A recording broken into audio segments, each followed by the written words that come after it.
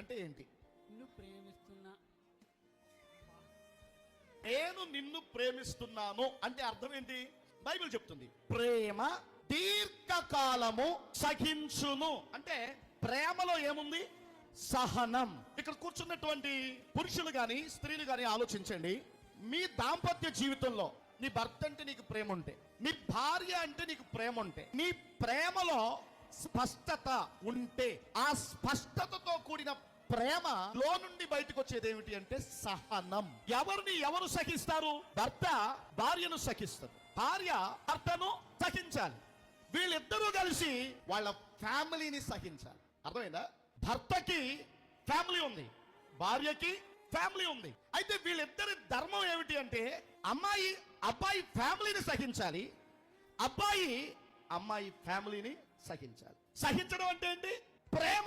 ప్రేమ ఉంటే ఏముంటది? సహనం.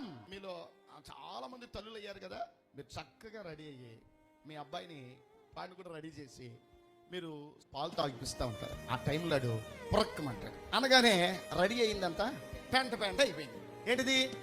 చీర. ఆడు పరక్కమనగానే చిచ్చి అని చెప్పి బిడ్డ మీద ప్రేమ ఉంది కాబట్టి నీకు ఎంత ఖరీదైన చీర పాడు చేసినా అసలు పాడు చేసినందుకు ఫీల్ అవ్వవు. ఎందుకని? ప్రేమ ఏం చేస్తుంది?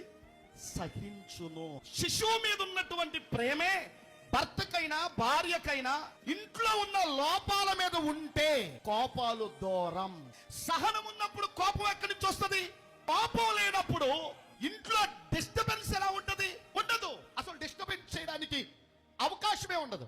ఇదిగో ఎంతకాలం కోపం మీ ఇంట్లో ఉంటే ఉండుగాక, ఏమా మీ ఇంట్లో నీకుంటే ఉండుగాక.